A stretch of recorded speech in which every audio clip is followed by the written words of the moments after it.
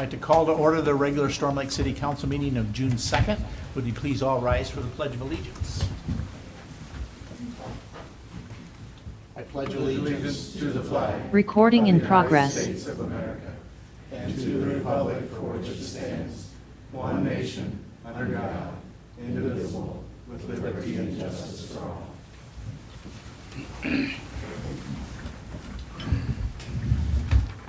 And if you aren't aware by now, we are being recorded. As that jumped on there in the middle of the Pledge of Allegiance. Okay, Council, do we have any considerations, any changes to the agenda? Hearing none, then I'd entertain a motion to approve the agenda as is. So moved. Second. Moved by Councilperson McKeon and second by Councilperson Ramos. All in favor of the motion signify by saying aye. Aye. Opposed, same sign. The agenda is set. Do we have any disclosures by any city council members to any items on the agenda? Okay. Hearing none, then we'll move on to hear the public. And before we get to, I got one thing to present first. Before we get to the hear the public, we do have a proclamation to read today. And this is a proclamation to recognize John Grunman for his distinguished career in serving the city of Storm Lake, as John is retiring. And it states, whereas John Grunman has served the city of Storm Lake for 37 years, beginning on May 16th, 1988, through May 30th, 2025. And whereas he has made significant contributions in a distinguished career in the city with his abilities and dedicated service. And whereas he has been a resource for the city council and city staff. And whereas John Grunman has brought credit to himself and specifically to the city of Storm Lake by his many accomplishments and excellent service to the residents of Storm Lake. Now therefore be it resolved by the City Council of City of Storm Lake that its sincere and deep appreciation be extended to John Grunman along with their warmest wishes for his future. Passed by the City Council and signed by the Mayor the second day of June 2025. John was not able to be here today to accept his congratulations, but I think we're all would like to congratulate John for 37 years of service to the city of Storm Lake. That's amazing. So congratulations to John. I got both of them signed here. With that then, we'll go to hear the public. Is there anyone here who would like to address the council on a non-agenda item? If so, if you please step up to the podium. Yes, sir. And we had a conversation before. Typically, we have our conversations to 3 minutes, limit them to 3 minutes, but he had stated that he's kind of the spokesperson for Ready, Set, Grow, so we'll allow him whatever time he needs, at least within reason. We don't want to be here all night, so. So please identify yourself. And yep. So good evening, Mayor Portia and council members. Thank you for the opportunity to speak tonight. My name is Connor Ellingheisen, and I serve on the board of directors here at Ready, Set, Grow. But more importantly, as a dad of two wonderful boys who attend Ready, Set, Grow, I'm not here with a complaint.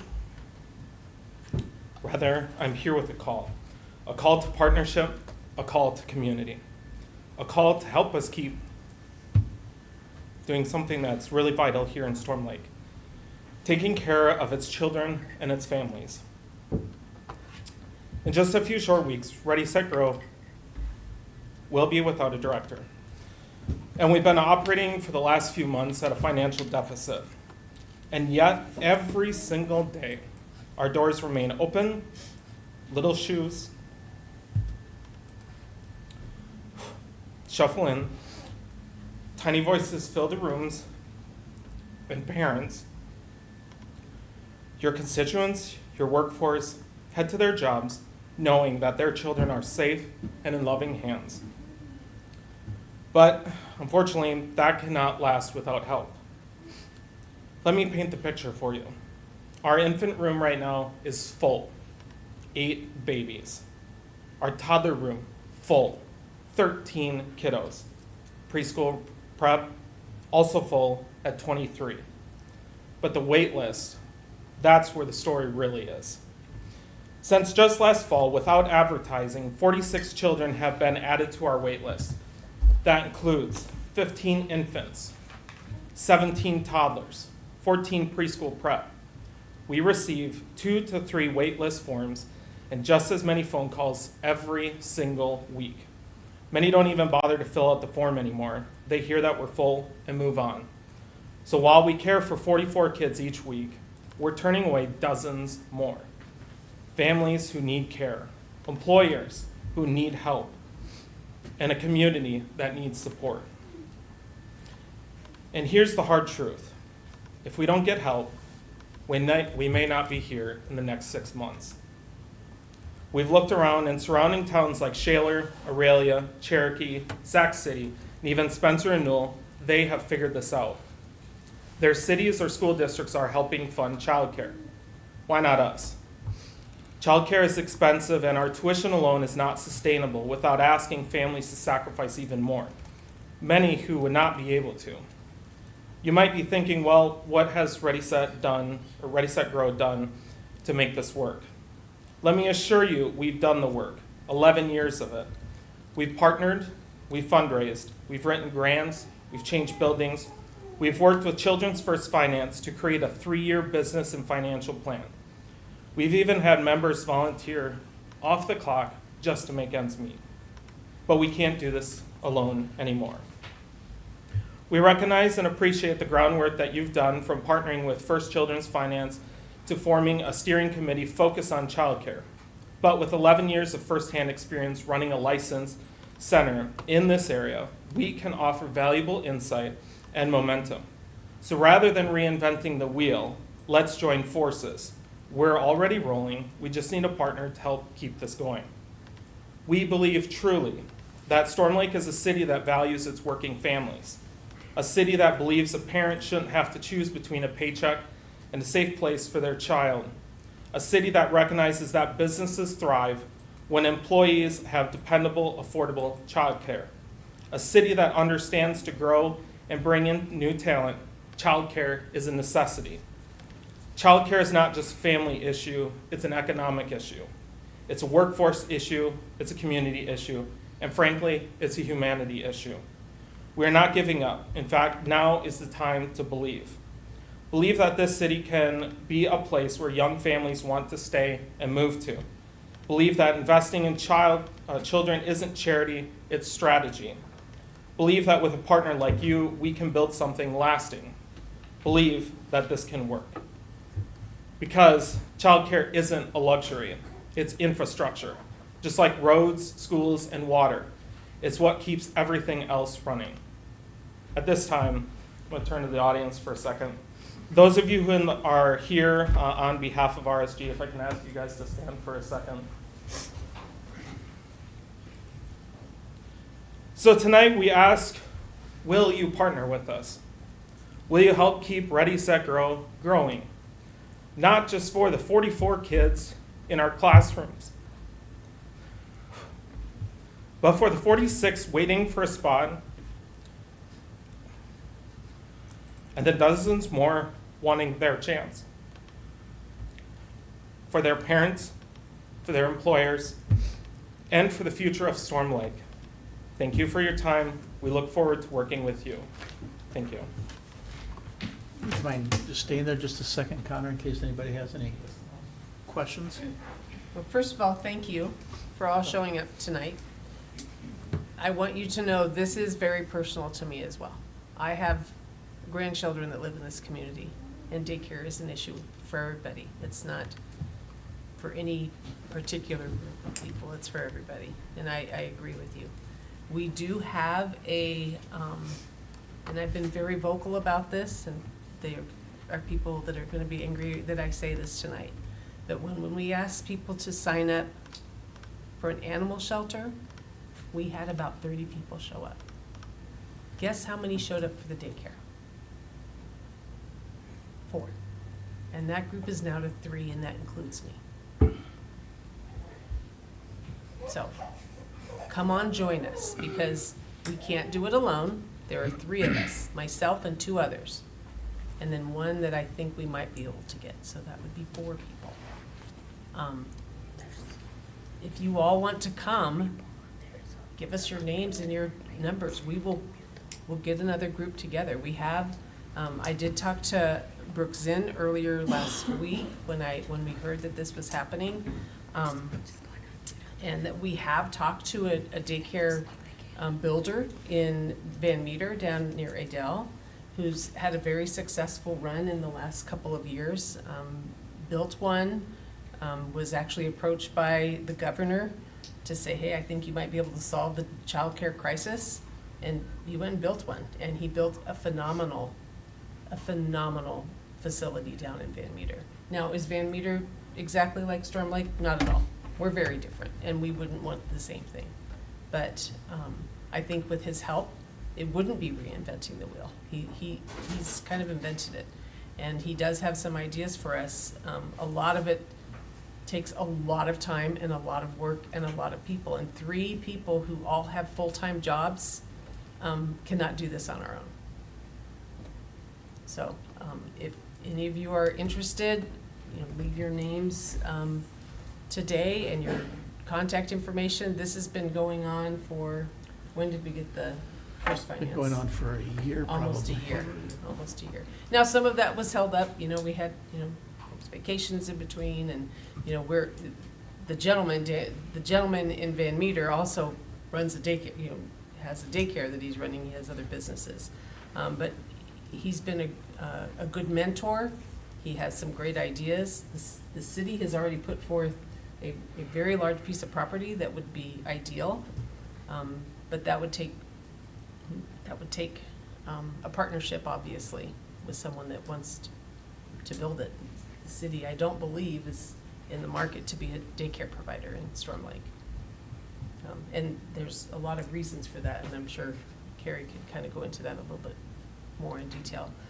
I wonder if Newell and Aurelia and Sac and Cherokee and Spencer would consider opening a daycare now in comparison to when they did open them, because they are very successful. And they've been, I know people in this room that have taken their kids to some of those programs, and they're very successful. And we do want this program. We need it. And in talking to Lee Dutfield, we should be very frustrated with our community. We should be very frustrated with our large employers. I'm frustrated because we have some pretty big employers here in town that are also not at the table. So we share your frustration. May I speak? Absolutely. So I appreciate the feedback and whatnot, and I just want to be clear that we're not looking for an answer tonight. But we are certainly looking for what is our next step. We do understand that there has been a steering committee, but as you mentioned, there has not been a ton of support, and it sounds like it hasn't met in quite some time. The fact of the matter is that we are at a pivotal point in the short term that we got to figure out what's going to happen. Because if we don't, there's going to be many families and many employers that are going to have people that are going to lose daycare. So there has to be short-term and long-term solutions developed now. Otherwise, we're going to have employers that are going to be asking what their employees are going to be doing to cover daycare at this time. Also, when you think about growth of Storm Lake, one of the questions that we get asked from future employees is childcare. And we have to be honest with them that we don't have a lot of great resources. And there are a lot of big employers here in town. And we got to find ways to come together to make this work. So the examples that I gave were, obviously cities that have figured this out, many of which are smaller than Storm Lake. And I think it's this opportunity for us to come together. Obviously, Emily, as our director, has done a great job of advocating for childcare, and I think that's our biggest thing is, yes, we're here on behalf of Ready, Set, Grow, but this is bigger than that. It's more so about childcare. And over the last 11 years, there's been a lot of challenges that Ready, Set, Grow has faced. And like you have experienced, there's been a lot of times when people have turned their back on us. And I think that has maybe stained some of the water, if you will. But we are at this point where we are ready and willing to try and make this work because our families need it, our employers need it, and quite frankly, Storm Lake in general just needs us. So whatever that next step is, whether it's a meeting or whatnot to regenerate and rejuvenate that steering committee, We as a Ready, Set, Grow board are actually asking for more board members as well as we navigate the next few months and figure out what's going to happen next. And we've been very creative over the last 11 years. Obviously, we were in Alta for a little while there. We don't need to rehash some of the issues that happened within that building. But that was a community that was also trying to make this work for us in the short term and then thinking long term. So we can't just look towards the long term. We got to think about the short term too, because this could be a real problem in the next few months if we don't figure this out. Well, I would recommend that, you know, anybody that's interested in being involved, get your name to Councilperson Martinez and try to get a meeting put together so we can look at short-term along with long-term, because obviously there is a short-term need and we need to figure out how that's going to what that's going to look like in the short term. But she does, it's like, she does need some help. I mean, it's, I haven't been to many of the meetings, but I was with the ones that we met with the gentleman from Van Meter. And they have ideas, they have manuals that can be utilized for management and for systems and stuff in daycare. We just need to see what can be coordinated, I think. And if anybody knows how to get to the state, it's this organization. They've done it, and quite recently, in the last 2 or 3 years, so they've only been open a few years. Again, it's a very different community than Storm Lake,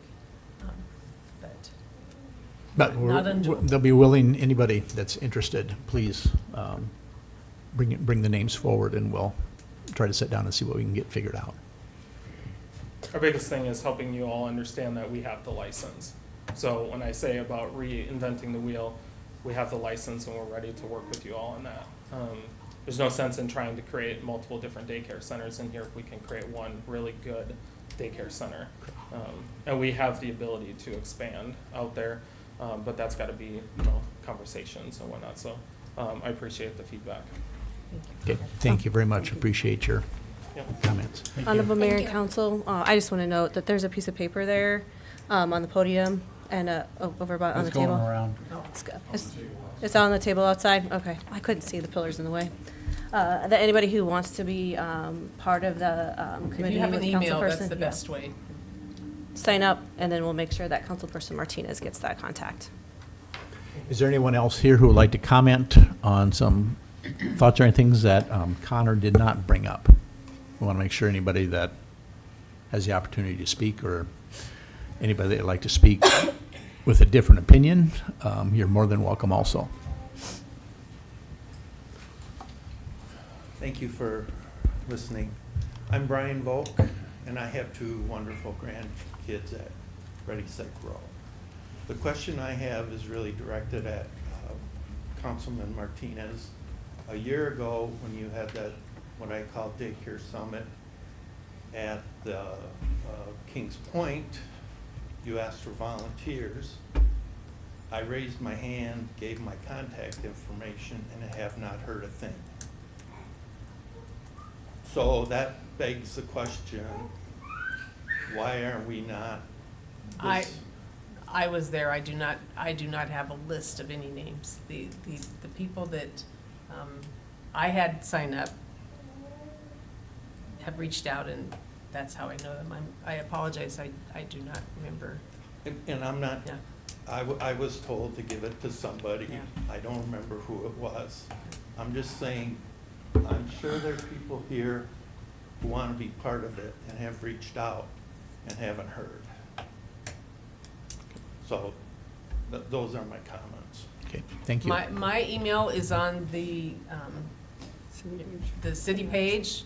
Dana's made it very easy to contact me. There's been plenty of people that have contacted me, not to be on a committee, but to contact me about this subject and other subjects. So I'm Okay, very easy to find. thank you. Anyone else? Do we have anyone on the phone that would like to comment? It would be *6 to unmute.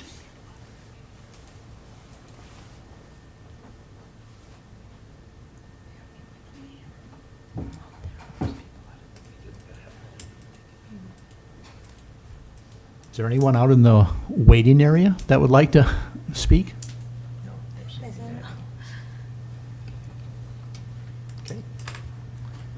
Hearing none, then we will move on to the consent agenda. I do want to thank everybody. We don't usually get crowds like this at the council meeting, so we appreciate everybody's interest in this topic, and we'll see what we can do moving forward. So.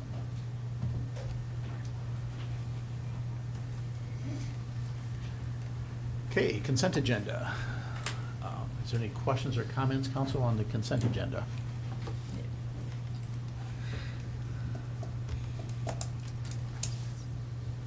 Hearing none, then I'd entertain a motion to approve the consent agenda. So moved. Moved by Councilperson Martinez. Second. Second by Councilperson McKinney. All in favor of the motion signify by saying aye. Aye. Opposed, same sign. That will carry.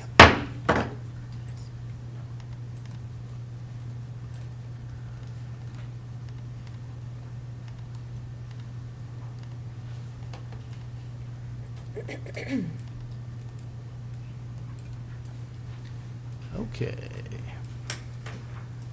Next item then is resolution number 71-R-2024-2025, approve Kids Fest street closure. Mr. Larson. Good evening, Honorable Mayor and Council. Good to see you again. It's one of our favorite times of year as we're getting ready for Kids Fest coming up this weekend, Sunday, June 6th, noon to 3 o'clock at Chautauqua Park. And we hope everyone can come out and join us for that great event. As we plan for that event, we wanted to bring you an opportunity to consider closing a street there, the Chautauqua Park Road, from the west side of Hudson Street on west to Lakeshore Drive. And the reason for that is because there's so many children running around the park. We want to make sure they stay safe and keep them away from traffic. So we would recommend that that be approved. And the time we're looking at is 11 o'clock to 4 o'clock, so we have a little bit of setup and tear down time before and after. So that closure area is basically like they do for 4th of July also, except it's not going quite as far west. Not quite as far, yeah. Yeah. We're keeping Hudson open, so the people in the condos have all their accesses. It won't affect them. Okay, thank you. And it was closed last year for Kids Fest? It was, yes. Yeah, so it's the same thing, okay. Any other questions for Mr. Larson? Hearing none, then I'd entertain a motion to approve resolution number 71-R-2024-2025, approve Kids Fest street closure. So moved. Moved by Councilperson McKeon. Second. Second by Councilperson Ramos. So it's a roll call vote, so Councilperson Ramos. Aye. Councilperson Martinez. Aye. Councilperson Rickliffs. Aye. Councilperson McKeon. Aye. And Councilperson McKinney. Aye. That will carry.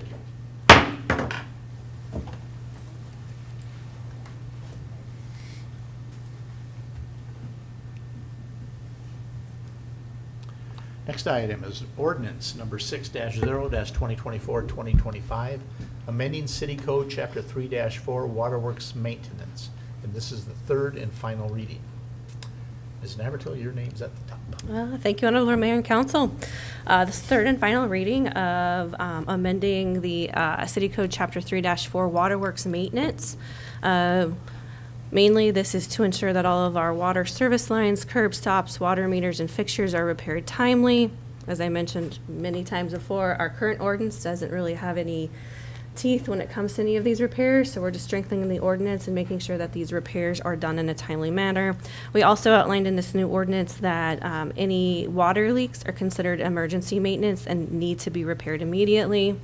That would alleviate the situations that we've had in previous years where water leaks may not have been repaired quickly or at all.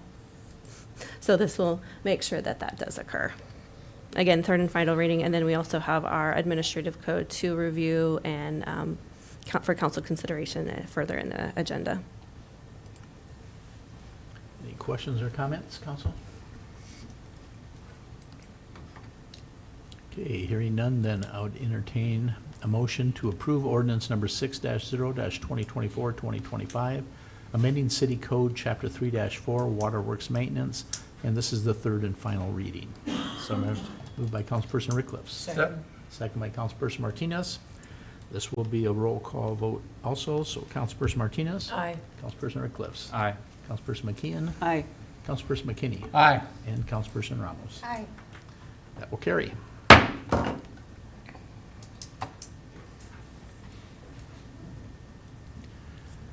Next item is a public hearing on disposal to property to the Iowa Department, or disposal of property to the Iowa Department of Transportation. I will open this public hearing. Mr. Darragon. Honorable Mayor and Council, this item relates to Highway 7 and 110 project. The intention is to transfer property back or to the Iowa Department of Transportation that was acquired for right-of-way. I want to clarify, last time I think you asked me if we bought it from the DOT. We did not. We bought it from adjacent property owners. We paid those private property owners, and now we just need to transfer the property to Iowa DOT as part of the closure of this project. Do we have anyone here who And would like I to? got nothing else. Do we have anyone here who would like to speak in this public hearing on this topic? Anyone online that would like to speak on this topic? Star 6 to unmute. City Clerk Martinez, have we had anybody contact City Hall? We have that. Council have any questions or comments? Okay, hearing none, then I will close the public hearing.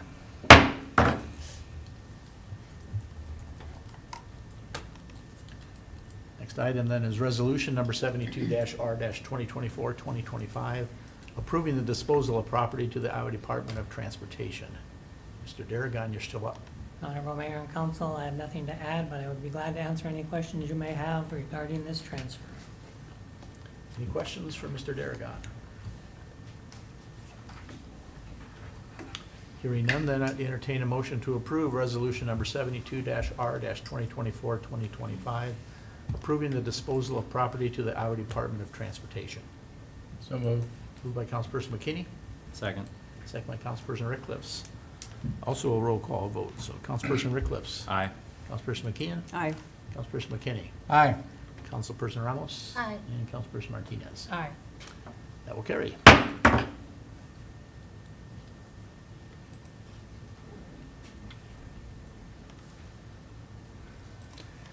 Next item is a Storm Lake Proud Week update presentation. You haven't left yet, so this must be yours. Mr. Darragon. Honorable Mayor and Council, Ms. Woltman's unavailable tonight, so you have me. Well, you for Storm can Lake Proud- continue speaking. Being sure. I wanted to say something, but Let's save it for later. Honorable Mayor and Council, there were 141 tickets sold at $15 a ticket. Total raised was $2,115. The partnership we had with the recycling center went very well. We also utilized Sun Chaser Elite dumpsters, and they did a fantastic job moving the stuff around at the recycle center site. Totals from the week, we had 500 appliances, 108 TVs, 108 tires, they must go with TVs, I guess, and 19.57 tons of debris. So the total dollar amount that we paid the recycle center was $4,418.71. We had 4 staff members per day in 4-hour shifts. So for the total for that week, we've allocated $6,000 of staff time to this project. There were a lot of volunteers that turned out. There's a list in the packet of everybody that participated. As a financial summary, we raised $2,115. Dumping fees were $4,418. We spent $2,000 with Sun Chaser dumpsters and allocated labor of $6,000 to the project. So we raised $2,000 and spent $12,000 on the project. We usually run more efficiently than that on other things. No, this is pretty normal. It's a normal project, and that money comes out of our landfill fund, so it helps clean up the community. So It was a successful project. We had a lot more volunteers than we've had in the past. So I think we're headed in a good direction. And that's the sum total of updates. I just want to mention a couple things, is that all the money from the tickets, none of that went to cover our costs. That's all going to a charity. That's at your a discretion nonprofit. in the next item if you want to allocate that to someone else. And I just do want to make mention of the different businesses that we have on the list here. Hopefully, we haven't missed any, but we had, so that they get some public notice. We had Farm Credit was involved, ISG, Imagine the Possibilities, the first graders from that were helped with Central Bank and Hometown Pride Committee, Central Bank, the LDS Church Young Men's Group, Citizens Community Credit Union, Boy Scouts, Salute and PFLAG, Caring Paws, C&B Operations, the IJAG class from the high school, and Hope Haven employees, and just a wide variety of other volunteers that were involved. So we do appreciate those groups and businesses for helping out. Anybody have anything else to add? So if I'm understanding this correctly, the process of buying tickets and taking things to the recycle center worked to the same level that when we have it downtown and people bring it in? It was close, I Close. believe. Mhm. It's might have been fewer, but some people came without a ticket and just paid and dumped anyway. So I think that went pretty well for this year, for the first time doing it. I think we could look at other alternatives and what we might do, which could be giving a voucher for the season, say from May to October, where people could go out at their leisure, not leisure, but when it fits in their schedule better, and just run it for the entire summer rather than 1 week. That would be an option. And so you could issue a number of vouchers, limiting it to the cost that you would want to spend for the project, and do it on a first come, first served. So doing it out at the recycle center is more efficient It's than much what we more were doing it? efficient. Okay, thank you. Because Yeah. when they come to the shop here, Mhm. they load it into the dumpsters, then we take it out there and then we unload it from the dumpsters. Mhm. And then we load it into the appropriate areas. It worked much better out there. Yeah. Thank you. Any other comments? I thought it went well, too. Okay. Thank you for the presentation.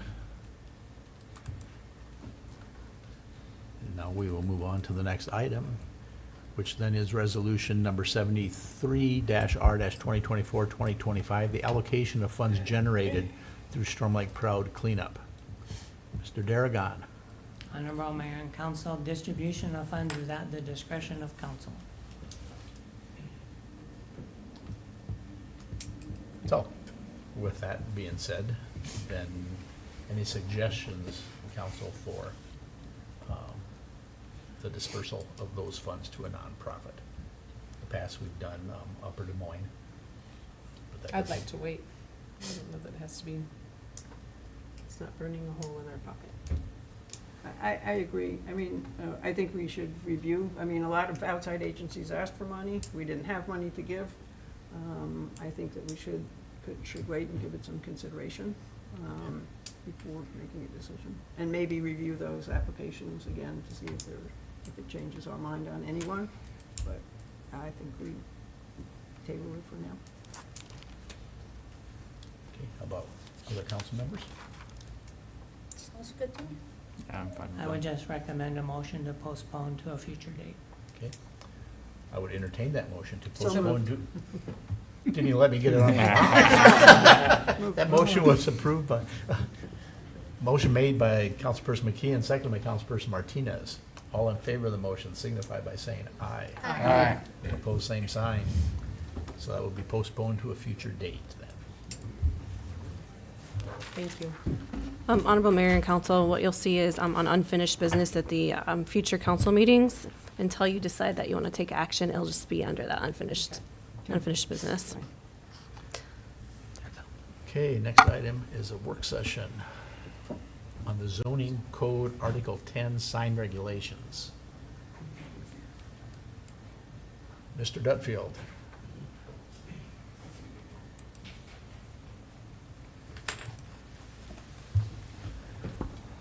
Good evening, Honorable Mayor and Council.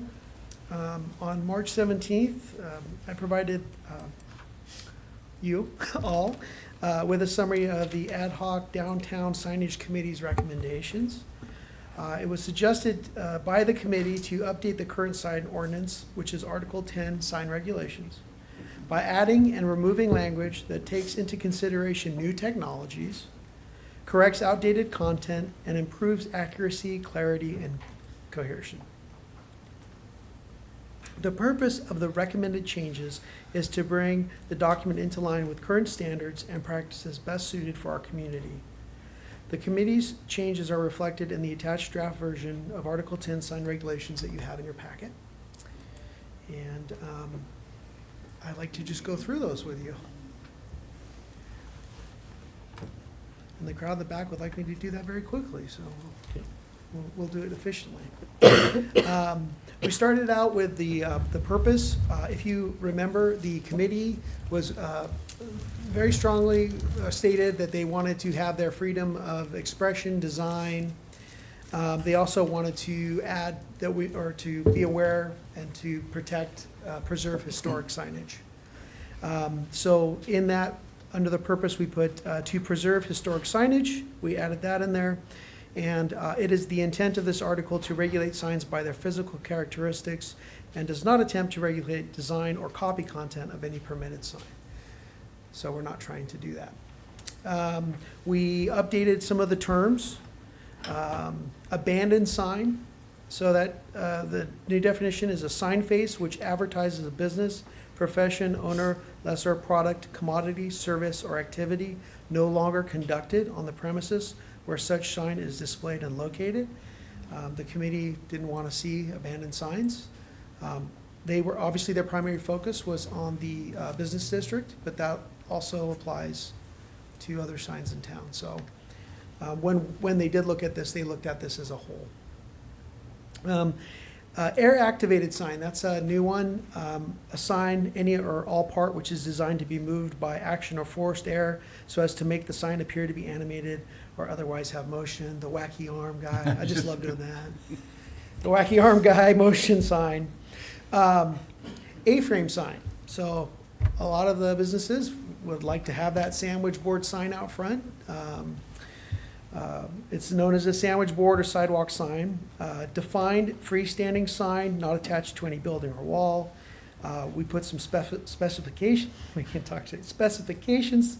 6 foot square with a maximum height of 3 feet and 2 feet. That's pretty standard. And to have locking arms and to be stable and be able to resist wind gusts. Later on, there's some information about the A-frame sign and making sure that those are not permanently out, that when the business is closed, the sign goes back in.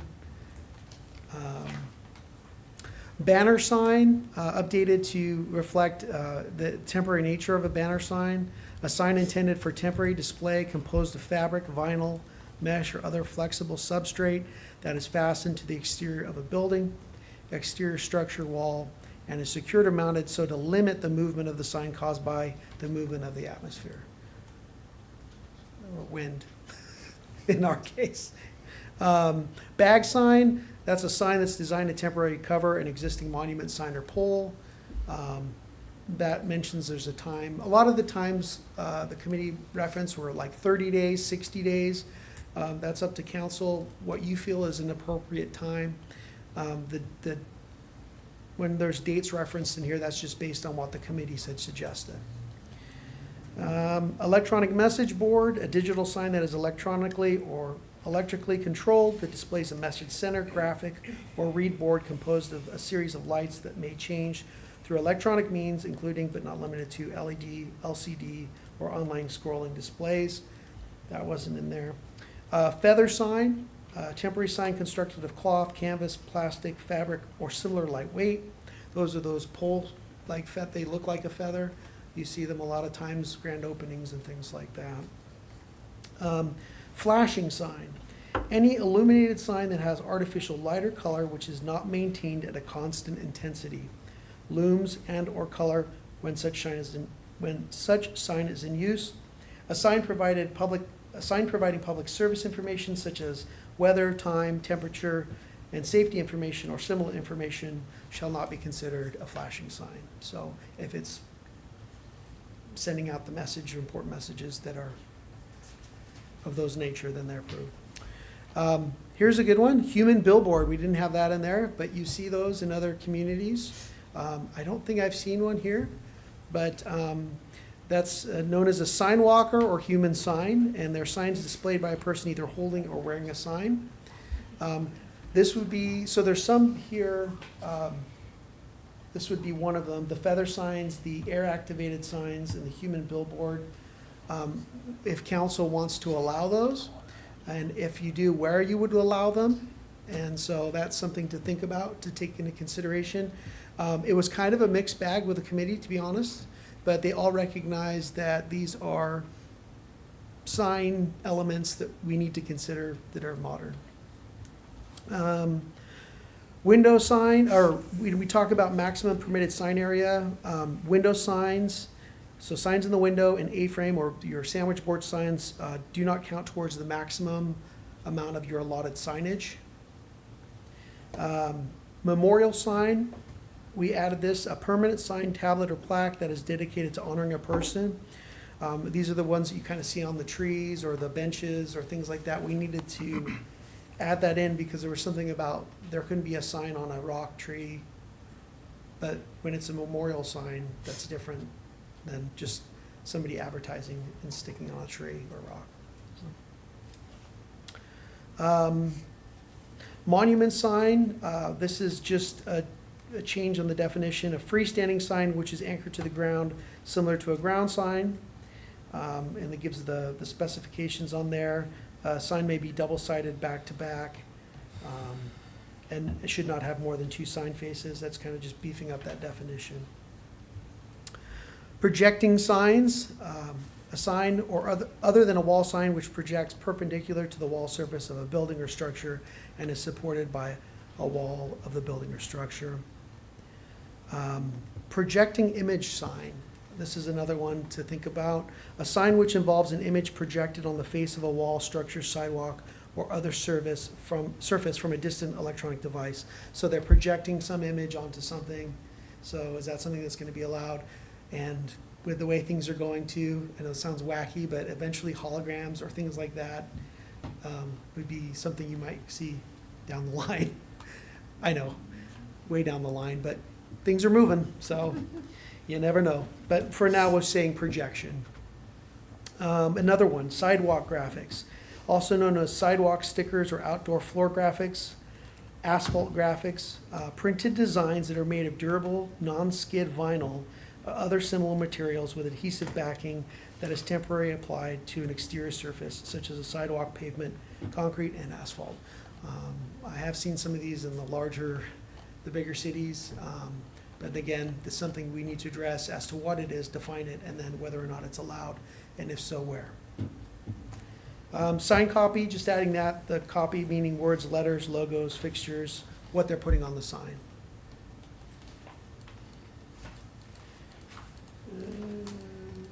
Temporary signs. That was another thing that the committee had brought up that they felt was really important.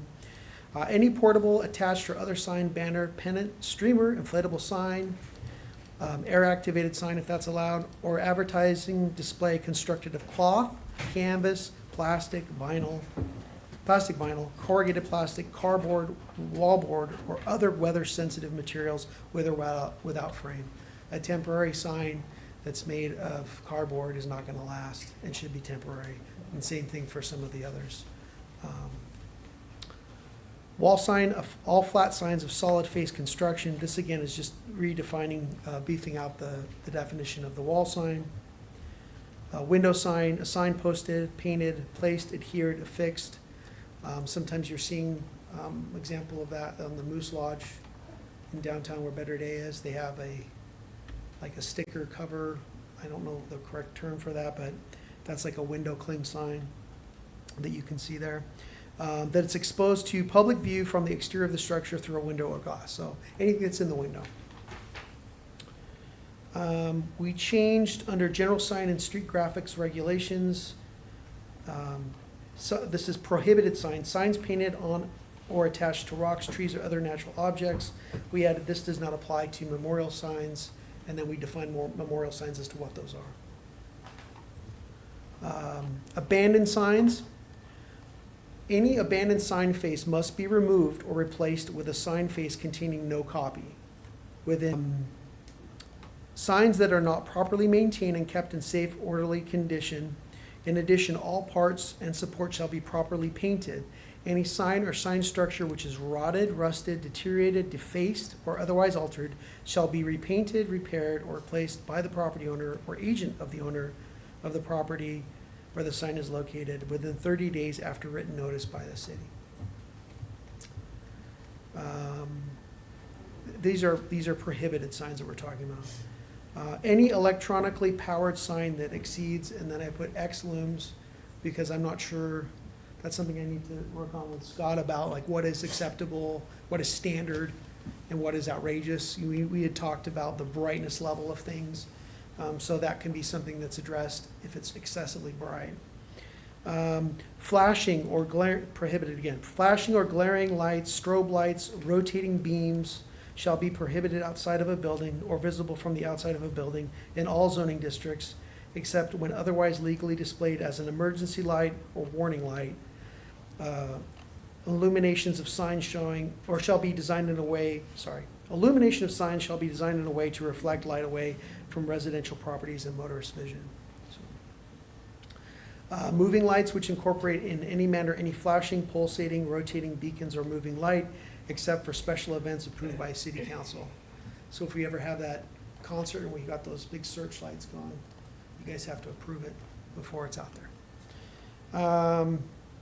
Exempt signs, this here is on a bulletin board. They wanted to change the maximum sign from 20 to 50 square feet to make it a little bit bigger.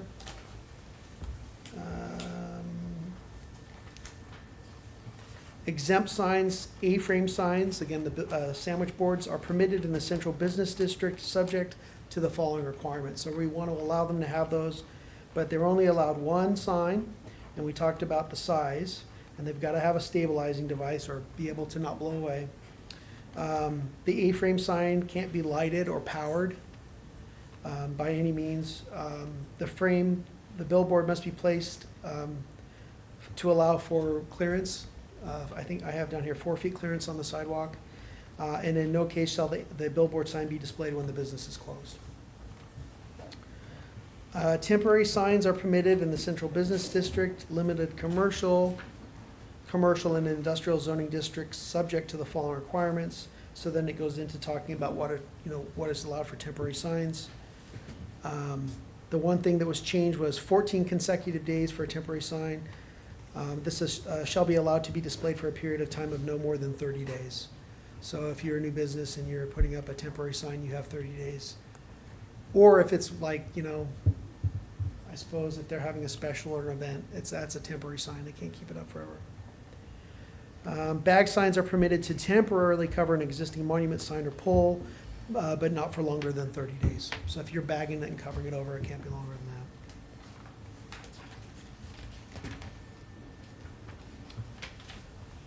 Page 10, under general regulations, a banner sign is considered a temporary sign which shall be allowed to be displayed for a period of time no longer than, so this, again, I think I have 60 days, but really it's, it's your choice on that. 30, 60 were the recommendations from the committee.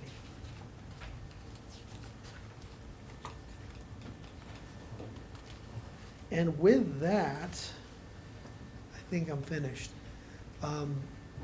So those are the committee's recommendations. And it's my recommendation for you to review those and then provide direction on how you'd like to go. Again, this is there may be other things that you see that need to be addressed. But I thought overall the committee did an excellent job of coming up with and identifying some of these things that we didn't have in the ordinance. I'm sorry, I do want to extend my thanks to that committee. 'Cause Yeah. This is fantastic. It's something that we've been looking at trying to do for Yeah. several years, and that's good. Does anybody have any comments at this point in time without having an opportunity to really look through it all? Maybe a question. Yeah, I have one Yeah, question too. absolutely. Banner sign, you said would be temporary? Yes. It'd be in the temporary, okay, because I just didn't want them, they have the beer and sign and, you know, that they're advertising that and they got their Yeah, and- special on there. I don't want that up there for an extended period of time. Right, and that was also like anything that's made of that like banner type Yeah. material, vinyl, corrugated plastic, thing that, you know, you can see a sign and look, if it's not gonna be weather resistant, or it's not gonna, you don't want it to be a permanent sign, it's not intended to be. You see, and those signs blow away in storms, or worst case, even that, is they half blow away, and then you've got something flapping in the wind that looks awful. And it's not doing the business any good, and it's not doing the community any good to look like that, so. I wanted clarification that was considered temporary. Banners, signs are temporary in nature, and I think they have 30 days. I was going to say the same thing that the mayor did, in appreciation for the committee. I think the fact that downtown businesses came forward and problem solved and put investment into what the downtown area will look like, I'm really appreciative of that. My question then, though, is we have lots of things in here, so where is it, who and how is it being enforced? And what's the consequence for not complying with any of these standards? Right. So my understanding is the first step, obviously, is to get this revised, and so that we have it done. The enforcement comes from Scott's department. Carrie, would you like to take it Yeah, from Honorable here? Mayor and Council. Of course First of it's all, Scott's anytime at a department. new business or any business wants to do a sign, they have to pull a sign permit. And so they work with the building department on what is in the zoning code. Okay. And so it would be following what the new zoning regulations would be at the direction of city council. And then that would be the parameters of what their sign could look like. Now, you would have to look at signs that are already are already in place right now. They would be they would be unregulated, so you would, until they decided to put a new sign up, it would be allowed. Okay, so then for abandoned signs, I mean, who walks around and looks and sees, it's an abandoned sign, how long it's been abandoned, and how do we get it down? You know, a business can close up and move out of town, and so then you're left with the sign. So what are we doing with that? Is there a financial penalty? Honorable Mayor and Council, a lot of those, we would have to rely on somebody reporting that to us.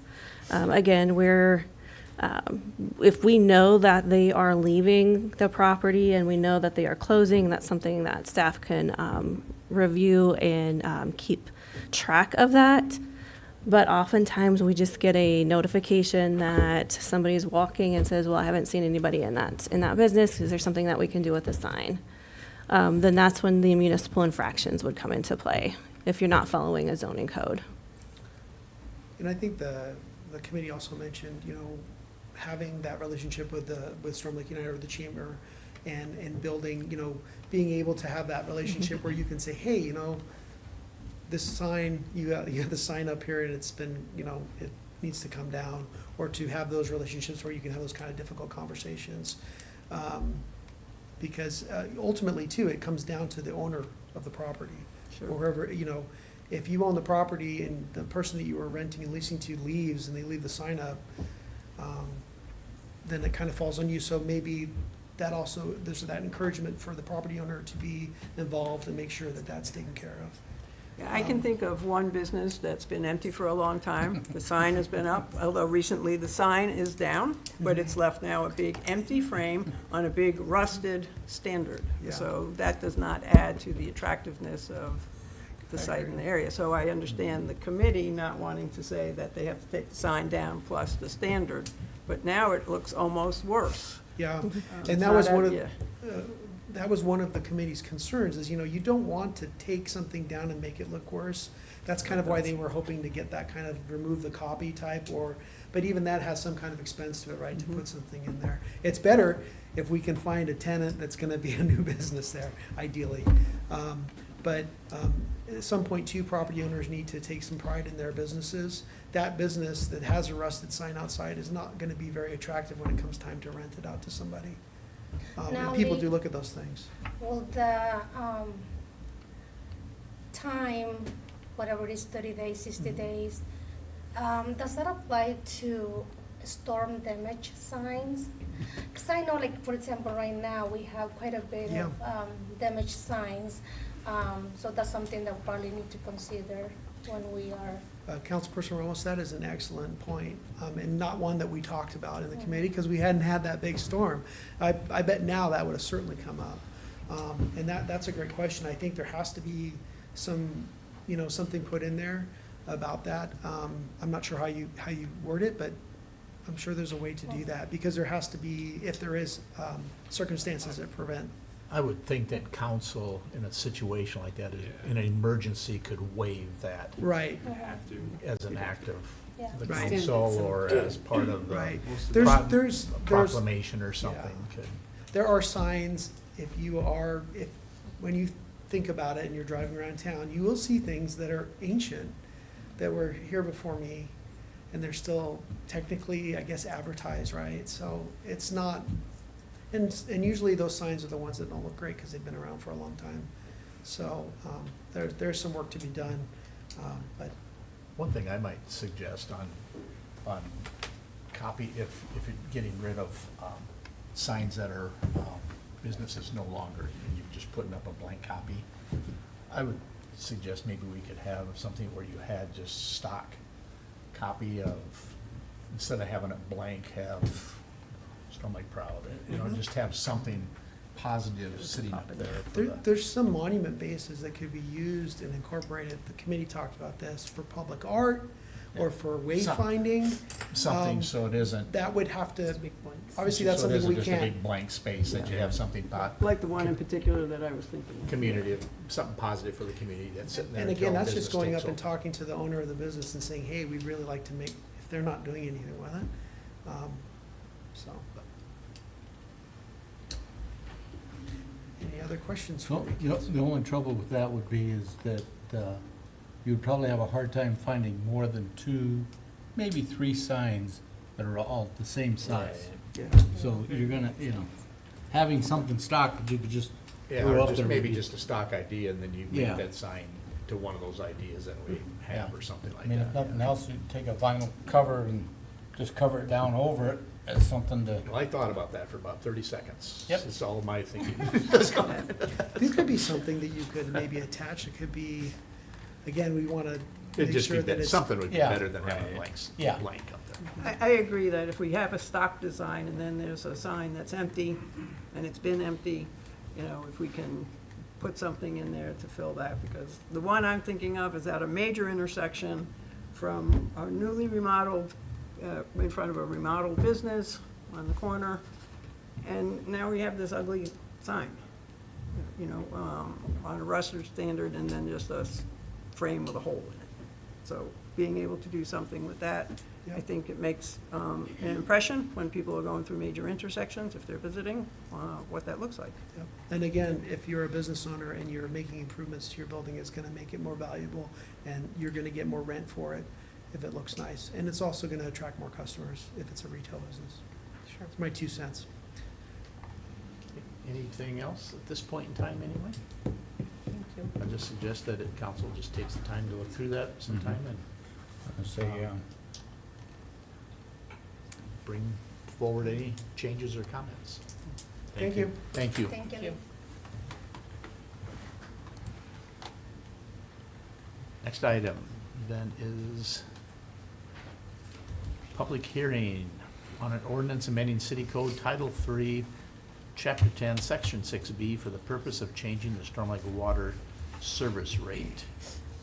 I will open that public hearing. Mr. Gibbons. Thank you, Honorable Mayor and Council. During the budget work sessions, we discussed utility rate increases, including stormwater. Stormwater is a self-supporting fund, and it's billed based on the equivalent residential unit, which is 2,750 square feet of impervious surface. This is the average square footage of a single-family dwelling residential unit as outlined in the code. Commercial properties, however, with parking lots or additional impervious surface are charged additional ERUs based on the calculation in code as well. The recommendation is the increase of $1 per month to $5 total each month per ERU billed. This will equate to about $107,000 of additional revenue annually. The last increase for stormwater was in June of 2013, when it went from $3 to $4 per ERU. The recommendation is to hear public comment and close the public hearing. Do we have anyone here who would like to address council in this public hearing on this particular topic? Do we have anyone on the phone that would like to comment at this public hearing? It's *6 to unmute.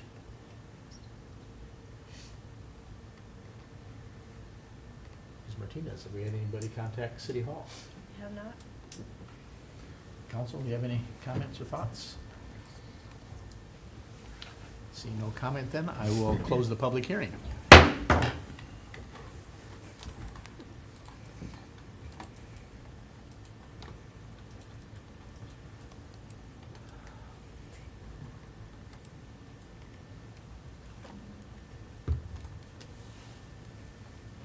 Next item is ordinance number 7-0-2024-2025.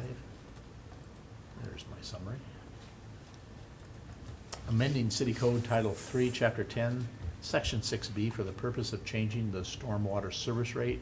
This is the first reading, first of 3. Mr. Gibbons? Thank you, Honorable Mayor and Council. I have nothing else to add from the public hearing. The recommendation is to approve the first reading of the stormwater rate increase for fiscal year 26. Any comment, council, or questions? Hearing none, then I'd entertain a motion to approve ordinance number 7-0-2024-2025, amending City Code Title 3, Chapter 10, Section 6B for the purpose of changing the stormwater service rate. This is the first reading. So moved. Moved by Councilperson Rickliffs, Second. second by Councilperson Martinez. This is a roll call vote, so Councilperson McKeon, Aye. Councilperson McKinney, Aye. Councilperson Ramos, Hi. Councilperson Martinez, Aye. and Councilperson Rickliffs. Aye. That will carry.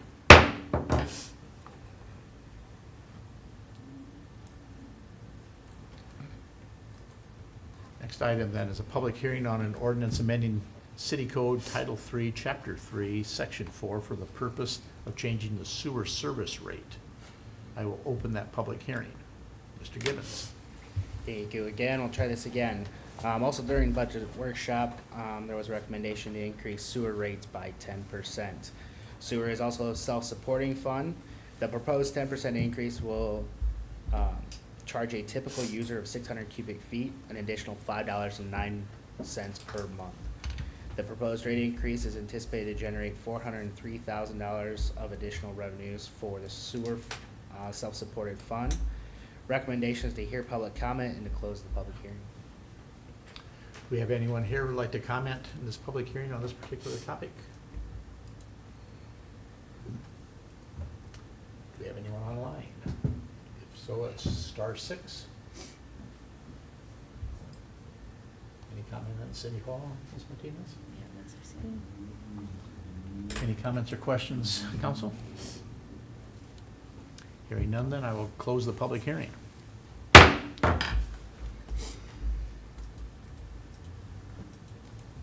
Next item is ordinance number 8-0-2024-2025, amending City Code Title 3, Chapter 3, Section 4 for the purpose of changing the sewer service rate. This is the first of 3 readings. Mr. Gibbons, you're still up. Thank you again. I have nothing else to add from the public hearing. Recommendation is to approve the first reading, setting the sewer rates for fiscal year 2026. Any questions or comments, council? Hearing none, then I'd entertain a motion to approve ordinance number 8-0-2024-2025, amending City Code Title 3, Chapter 3, Section 4 for the purpose of changing the sewer service rate, and this is the first of 3 readings. Moved by Councilperson McKeon, Second. second by Councilperson McKinney. Also a roll call vote, so Councilperson McKinney, Aye. Councilperson Ramos? Aye. Councilperson Martinez? Aye. Councilperson Rickliff? Aye. And Councilperson McKeon? Aye. That will carry.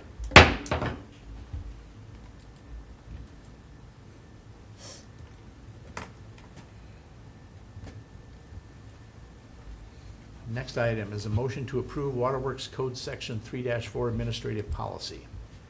Since you're still standing, I guess we'll just give it to you, Mr. Stuck Evans. with me again. As discussed during the work session at last month's, or at the last council meeting, and then just with the approval of the final reading previously, property owners of defective service pipes or fixtures will be given a 30-day opportunity to make arrangements or repairs or file an appeal of the findings by city staff. Following the 30-day period, the city will make the repairs and provide the cost to the property owner, which are due an additional 30 days after that. This is totaling 60 days following the identification of the defective service pipe. If the property owner does not pay the costs related to the repairs, the costs will be certified on the property taxes for collection. The recommendation is to approve the Waterworks admin policy as it relates to administering the defective service lines in the community. As of recently, we have about 11 service lines currently, 74 curb stops, and 13 dead meters right now that are known. Any questions or comments from Mr. Gibbons? Hearing none, then I'd entertain a motion to approve the Waterworks Code Section 3-4 Administrative Policy. So moved. Moved by Councilperson Martinez, Second. second by Councilperson Rickliff. All in favor of the motion signify by saying aye. Aye. Opposed, same sign. That will carry.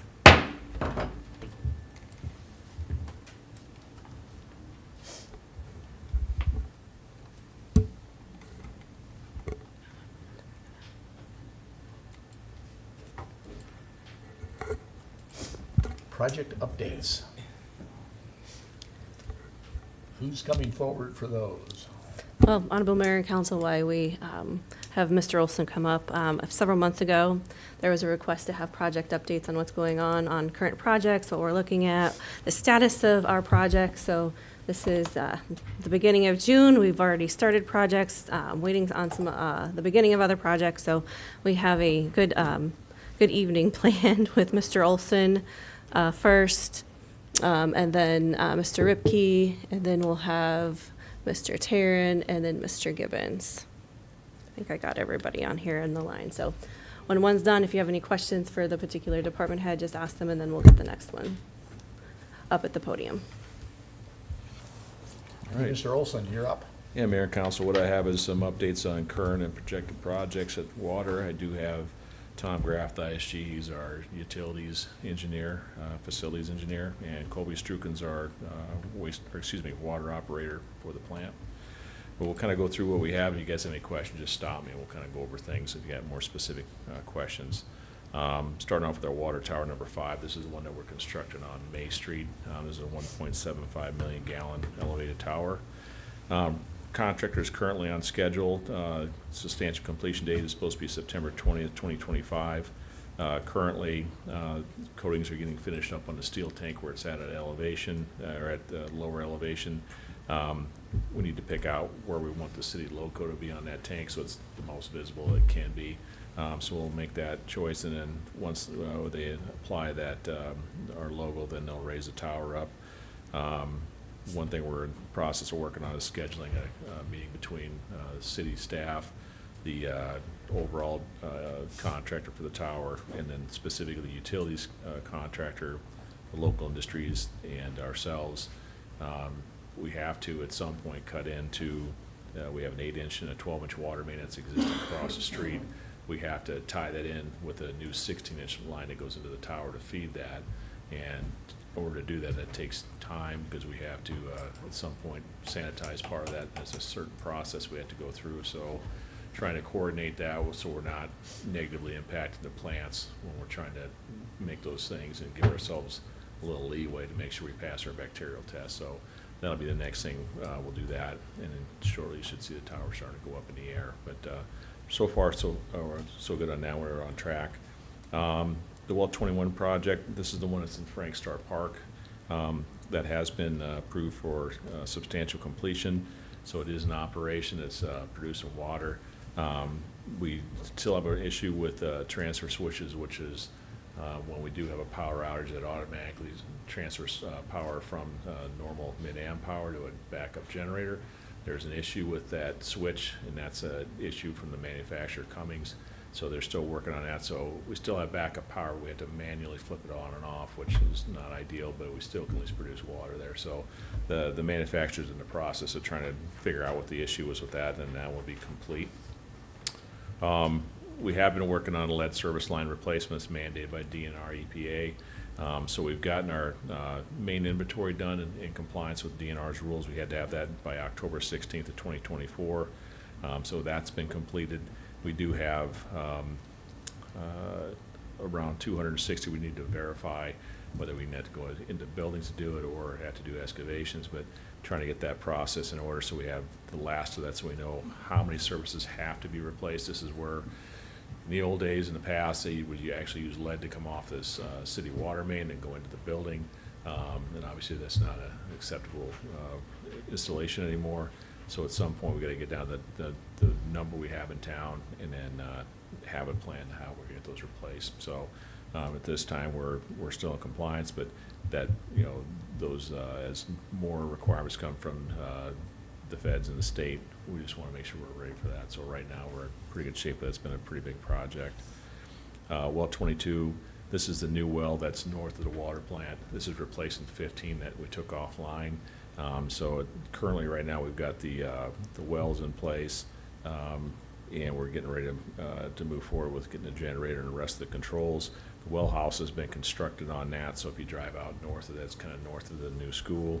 On the west side of the road, you'll see the new structure sitting there. So at this point, we're waiting for controls and equipment, which obviously takes some time, about 5 to 6 weeks out on that. And we're also working with the contractor to get their Build America, Buy America, BABA documents in line. So getting that all squared away, so we're good on that. Substantial completions is scheduled for November 1st, 2025, and that should be online, just like I said, just waiting for equipment to show up now. The proposed well 23, which would be right next door to 22, subject to getting well 22 done and getting funding, that would be the next thing. But when we did the well house, we left enough room inside to add an additional wellhead and the generator size to run both pumps. So everything's kind of in place for that to happen. So now it's just a matter of getting 22 done and then figuring out the funding on that. So that would be possible to give us one more well. So more is better when it comes to the number of wells we have. Currently with well 22, we have 10 wells. This would give us 11 once this is up and running, if we can get 23 going.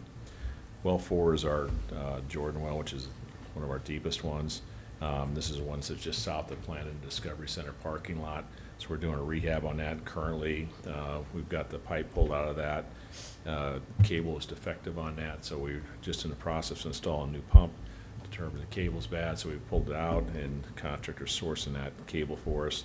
So once that's done, we can bring that back online. That's one that helps us when we need more water. Unfortunately, it's harder water, so it's harder for us to treat. So we kind of use that when we're short on source water, but it's not the one we'd prefer to use, but it's still a valuable one we need to have online. Well 7, once well 4 is back online, we may place this in well 20, fiscal year 2026. This would just be a update and repair of that well to make sure it's, all the wells need routine maintenance. This is part of what we're doing with 7. And the last thing we'll talk about is the new water plant treatment project. So right now we're in the process of finishing up our preliminary engineering report, which is basically the basis of how you design this. The current plant was built in 1998, and we've done renovations in 2000, 2002, but it's maxed out. We can't add any more. Part of the renovations we did, we added filters, we added a contact basin, lime press. If you guys remember, maybe back in the old days, we used to just dump the lime kind of where the Discovery Center stormwater project is. So when we did our major updates, that was one of the things. But everything we have there is at capacity, so there's no really modifying it anymore to try and add capacity. So at this point, we need to construct a whole new plant, and then switch over once that's completed. So that'll let us accommodate what we have for demand now and allow for expansion later, the whole goal. And also make it so it's a module so we can add on in the future. So currently the staff at ISG and a couple of our city personnel have toured other water plants that are newer, similar size. And the main thing, they use the same type of process we do as far as lime softening, trying to see what newer processes are. Our plant's fairly old, so things have changed a lot in all those years. The whole goal is to make the plant as efficient as possible. We do a good job now with the, water's a, finite resource. So we don't want to change tactics on how we do that, so we don't want to waste water. Obviously, we do a very efficient job now. We just have to be able to produce more of it. So having Mr. Strook and one of our other operators go and look at the plants, it gives ISG a good idea from their perspective. This may seem like a good idea as far as design, but they have valuable input as far as day-to-day operations, how that's going to affect us. If it's, even though one thing it may be better, but they think of the other downsides as far as maybe maintenance and those sorts of things, and try to make it efficient and simple for our guys to run things. So obviously the whole goal, once this is all done, is to make us able to process water efficiently, fiscally, and just using a resource, and allow us to have expansion. It's important. We don't want to build a new plant and then a year later find out we're already back up against the wall again. So we get to deal ourselves some breathing room, I guess, and that's the whole goal. But it's a big project, and it's going to take a lot of time. But that's kind of where we're at with those. But Scott, on the new plant, is that something that has to be done from scratch? Or Yes. can part of it, We the can't. whole plant be utilized at all? We can't, we've modified and added to it before, and like I said, it's such a complicated system. You can't just add, if we added, say we added filter capacity, you gotta increase the contact basin before you can do that. And if you do that, you generate more waste limes. That means you gotta redo the lime press and then the slurry pits and all that. So you just can't do one thing. It's just a whole, we've Gotta already start done from what we scratch. can do at this point. So we've done what was our options that were available, the filter beds and contact basin and the lime press. But we're out of square footage on site and just the availability to add those things to make the process work. It takes a certain amount of time from when the water enters the plant before it comes out before it's potable. So you can only force so much through it at one time. So when we build a new water treatment plant, the old one just becomes inactive, or does it also continue to work? It depends, and I think that's part of the overall plan is how we can utilize that structure as far as, probably not for the processing side, but, having water coming through, utilizing the pumps and the network of piping that's there. Obviously, there's other facilities that are on the same site with water distribution and those types of things. So, we look at it from a holistic standpoint of what all we can use. Can we use it the way it is now? Can we use it for other things? Maybe, I don't know. But yeah, trying to, whether or not do we leave it standard or what we do, but that's all part of the overall plan. Thank you. Any other questions for Mr. Olson? All right, thank you. Thank you. Thank you. Thank you. Mr. Ripke up next.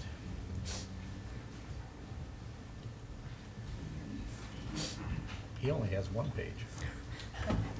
Honorable Mayor and Council. Small print. Yeah, it's pretty small.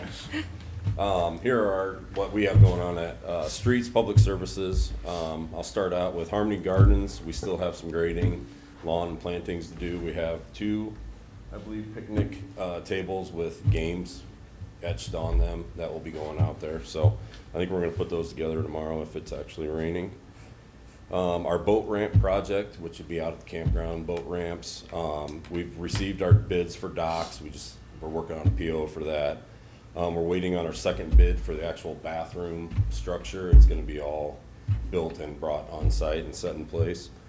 And we are still collecting a few bids on some other items for that. Spoil site / nature center. We've received Bolton and Mink's recommendations, and we are collecting bids on parts of that plan. So we're moving forward with that. Let's see here, Kiwanis Park. The Kiwanis have ordered a picnic shelter to be constructed on that park. Another basketball hoop and a picnic table. We have received the hoop and table at this time, but mid-June is delivery is expected for the actual picnic shelter. And then we will be assisting them with pouring the concrete pad and the footings. I don't know if we'll probably help them some with installation, but I'm not sure how many people they will have available. We'll move out to the campground. The playground has been installed and is complete out there. We have some seating to do around that area.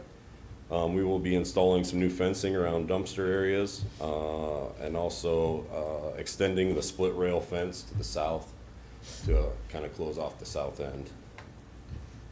The Oasis ditches, we have cleared that area of all the plants and weeds, and most plants were in bad shape. We will be installing grass in the following weeks, depending on weather.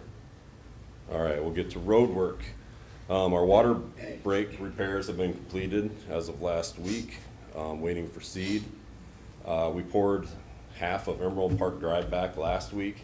We were gonna tear that out today, pour tomorrow, but we decided to hold off with the impending rain. So we will get back to that on Wednesday.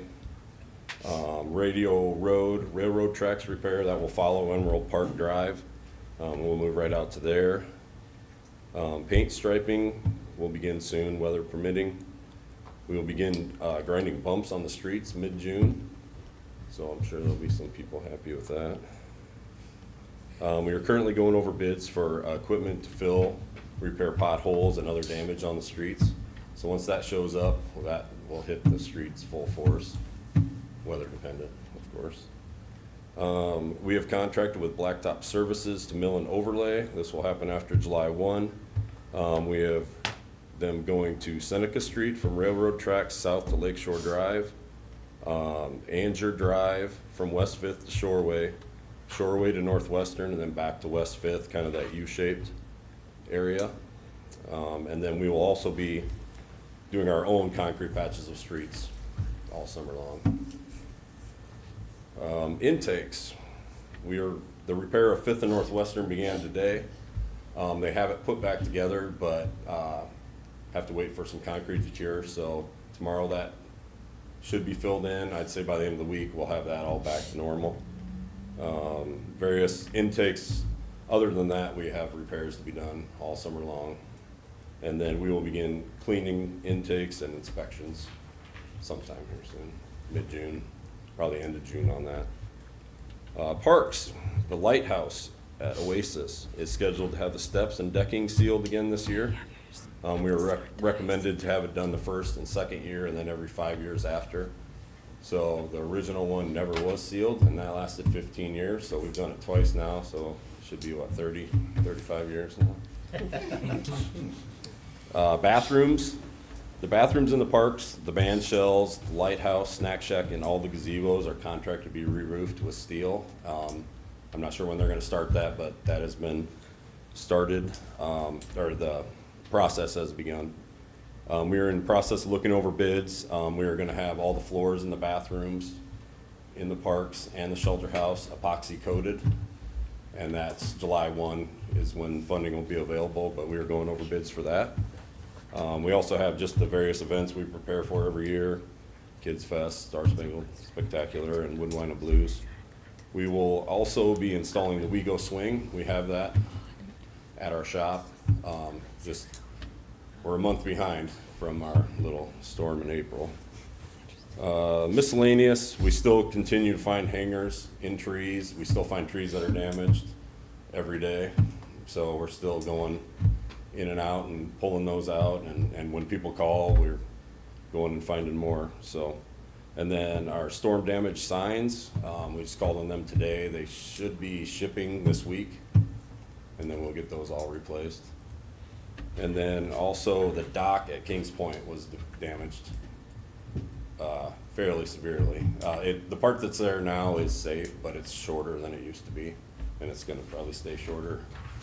But our wave breaks need to be re-anchored, so we're waiting on rope to show up so we can do that. So, along with everything else we do. About the shelter house. Shelter house. We're waiting on a contractor to look at that, and we will know more. And I'll call them again tomorrow. has the damage to the restroom at the shelter house been repaired? To the restroom, which. Was there a restroom, damage to the restroom at the Chautauqua house? Not that I know Okay. of. I Honorable must have Mayor and misread Council, I think that something. was the campground area. Campground Okay. one. Okay. That's same, we'll be working on that too, yeah. Any other questions for Mr. Ripke? Thank All you. right. Thank you. Thank you. Who do we have next? Oh, Dave and Mr. Jorge. They're gonna gang up. Honorable Mayor and Council, How many papers do you guys have? our group has a handout for you. So we've come prepared. Kinda. Top notch. Oh, it was a whole packet.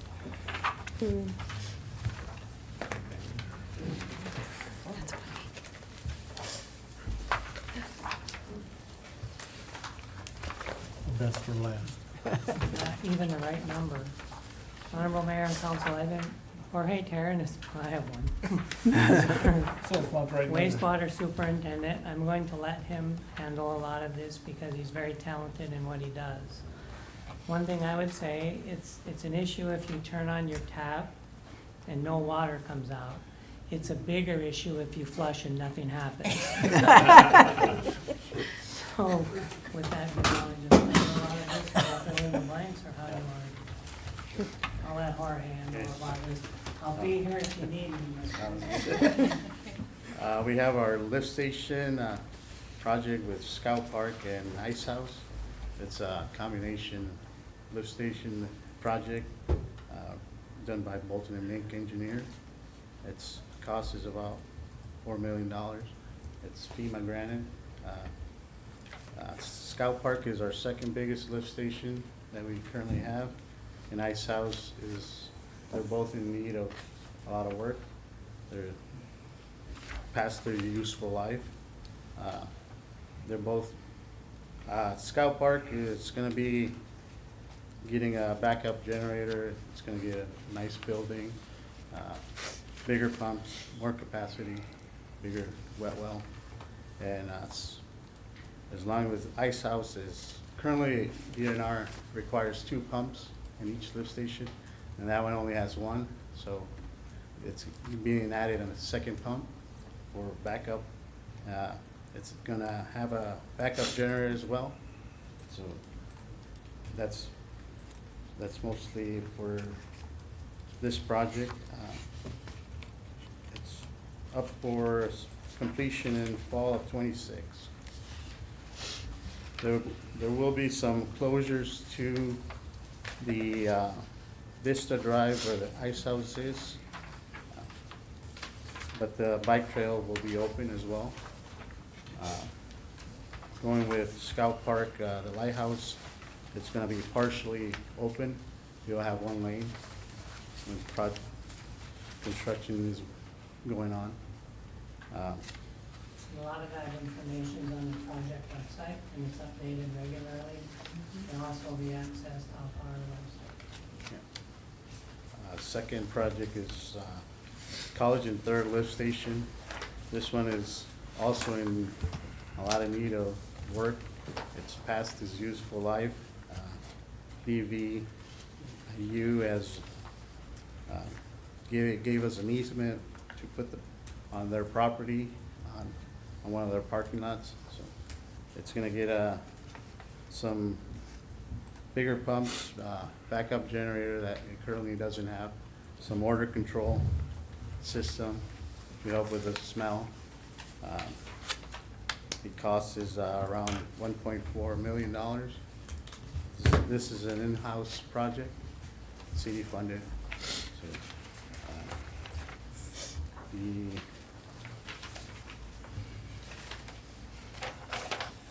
there will be some closures to the project, starting, they're looking to start somewhere around June.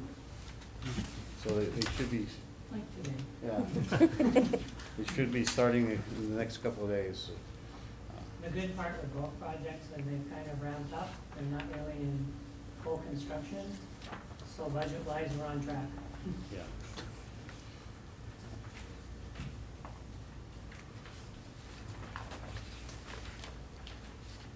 We have the next project we have is our blower project at our plant. Currently, our old blower system is outdated. We need a better system of controlling our airflow.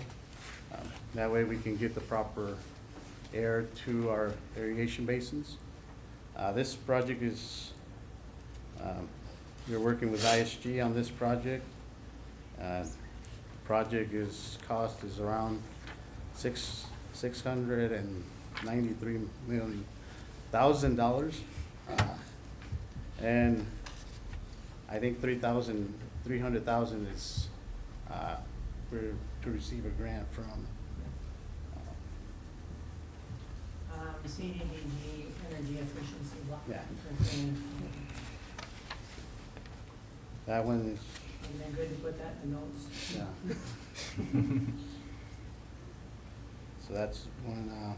First Street renovation project is on our lift station. We currently have a lift station that we're updating. It should be costing around $100,000. It's just replacing old pumps, adding another pump. This one currently has only one pump as well, and we'll be adding 2 pumps to comply with DNR. This one, we have all the material, we're just waiting on the contract to come and do the work. IPS lift station is another lift station that we need. It's currently a dry well. We had to climb down and test it. The pumps are old. We're looking to make it into a wet well. Put the pumps in the wet well instead of climbing, eliminating the climber. And this is projected to cost around $100,000 as well. And this one is just in the early stages. We still have to get permitting from DNR. The next one is the lift station inlet check valve replacement. The check valves on the inlet lift station are seized up and no longer able to close properly. So this will cost around $40,000 to replace both valves. And the last one is a lagoon return. It currently has a crack on the piping and we need to replace it. This is a system that we use whenever we have emergencies for being able to divert the flow to our lagoons and bringing the flow back to our plant. And this one should cost around $19,000. Do we have any questions for Jorge or for Darrigan? Looks like we have 2 projects at the university on Yes. each side of them, so, okay. Thank you, gentlemen. Thank you. Thank you. Thank you. Mr. Giddens?